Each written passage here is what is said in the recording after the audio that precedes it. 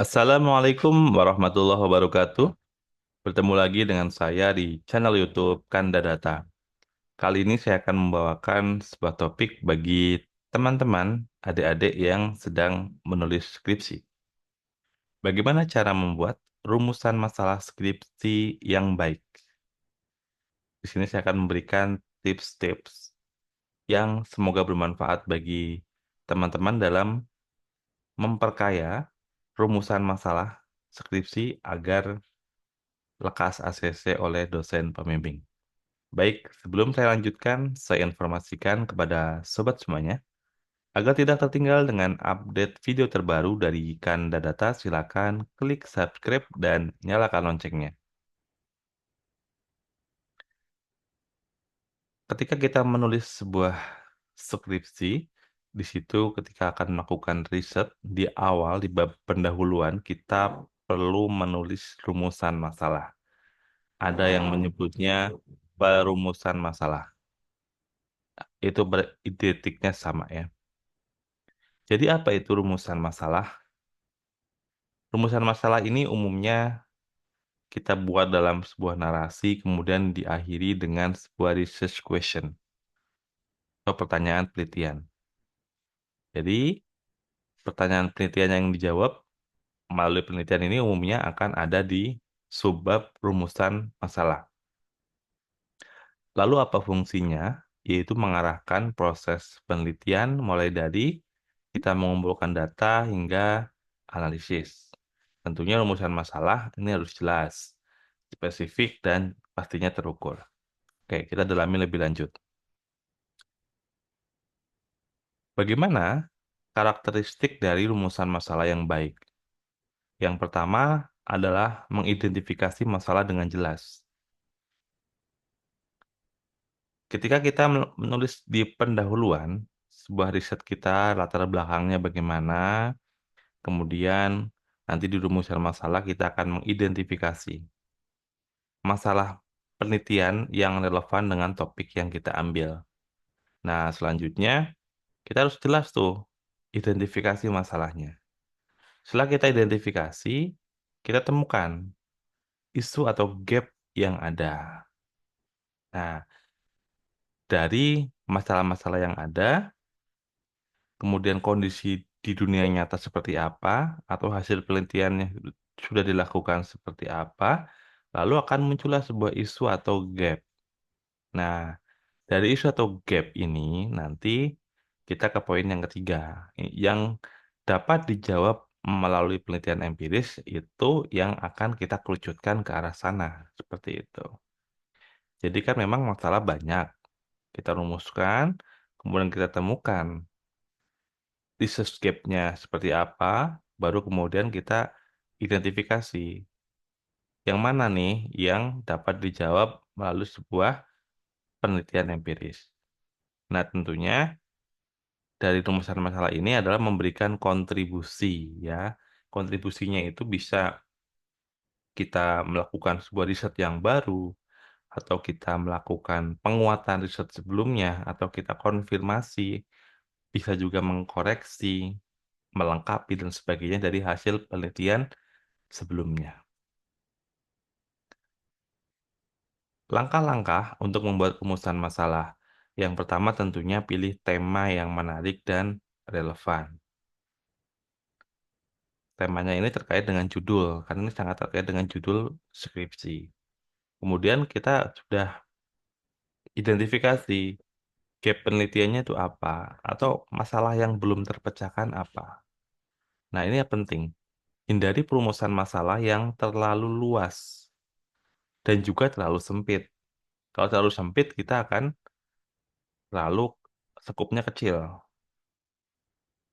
Pokok bahasanya bisa saja tidak mewakili dari judul skripsi yang adik-adik ambil. Kalau terlalu luas, ini tidak fokus, ya jadi kemana-mana. Ini juga kurang baik. Nah, kemudian di akhir, susun rumusan masalah sebagai research question atau pertanyaan penelitian. Oke, ini saya berikan contoh. Ini contoh rumusan masalah di bidang penelitian ekonomi.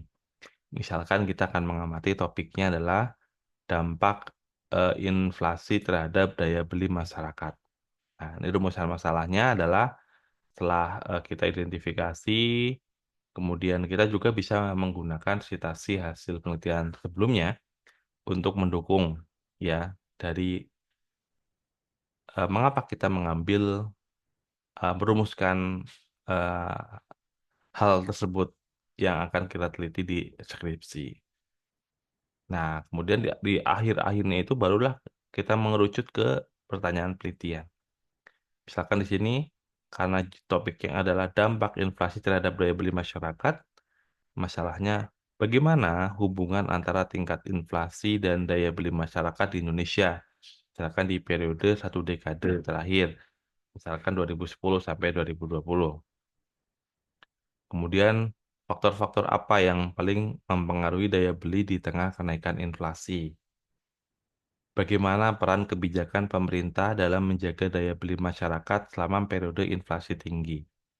Dari tiga masalah ini menggambarkan fokus terukur untuk topik dampak inflasi terhadap daya beli masyarakat. Jadi ini tidak terlalu sempit dan juga tidak terlalu luas, gitu. Nah, ini bisa dikembangkan nantinya untuk penulisan subbab di skripsi. Kesalahan umum dalam membuat rumusan masalah adalah terlalu luas. Misalkan tadi kita mengamati dampak inflasi, kita malah justru bagaimana perekonomian Indonesia. Ini kan sangat luas sekali. Dan tentunya akan menjadi tidak fokus dan tidak terarah. Jadi langsung fokus saja ke topik yang kita benar-benar amati dan kita bahas secara mendalam. Kalau terlalu sempit juga kurang bagus. Ya, kalau terlalu sempit, terlalu kecil, ya kurang bagus juga. Kemudian kita juga dalam pertanyaan penelitian tersebut, pertanyaannya itu harapannya yang bisa dijawab secara empiris. Jadi kalau kita ada pertanyaan riset tapi kita tidak mungkin memperoleh data, tidak memungkin kita lakukan analisis, artinya tidak terukur. Jadi nanti kita tidak bisa menjawabnya. Kemudian tidak relevan, misalkan tidak berkaitan dengan isu yang kita amati, atau isu penting atau isu ekonomi terkini, seperti itu. Nah, ini ada tips membuat rumusan masalah skripsi yang baik. Misalkan tadi terkait dengan ekonomi tadi ya, gunakan fakta atau tren ekonomi yang nyata. Jadi silakan em, amati ya perkembangan-perkembangan ilmu atau perkembangan terbaru. Bisa dari media elektronik ya, atau media cetak ya silakan, atau di internet sekarang sangat gampang scrolling, browsing ya. Trennya sedang apa yang sedang terjadi saat ini? Nah, itu ya. Jadi gunakan faktor atau tren ekonomi yang terbaru atau yang up to date. Kemudian menggambarkan hubungan variabel, misalnya kan hubungan antar inflasi, pengangguran, dan pertumbuhan ekonomi. Jadi jelas, kita akan secara empiris akan menganalisis apa. Jadi tidak mengambang gitu ya. Jadi jelas kita akan lakukan analisis kuantitatif, kemudian misalkan toolsnya pakai apa, nanti sampelnya bagaimana, teknik samplingnya, atau kalau kita menggunakan data sekunder, data apa yang akan digunakan dari mana, dan seterusnya. Kemudian menjawab pertanyaan yang penting bagi kebijakan atau bisnis misalkan, dan mengarah pada temuan yang bisa diimplementasikan atau realistis ya untuk dijadikan rekomendasi. Nah, ini sangat penting ya. Jadi itu teman-teman adik-adik ketika menuliskan rumusan masalah. Jadi mudah-mudahan bisa menangkap dari yang saya sampaikan pada video ini. Semoga bermanfaat dan memberikan insight bagi teman-teman adik-adik yang sedang menyusun skripsi. Saya doakan semoga skripsinya lancar dan segera ujian dan bisa segera berkarya untuk masyarakat. Baik, terus dukung channel ini dengan cara like, subscribe, dan share. Sampai jumpa di video edukasi berikutnya. Salam sehat selalu. Assalamualaikum warahmatullahi wabarakatuh.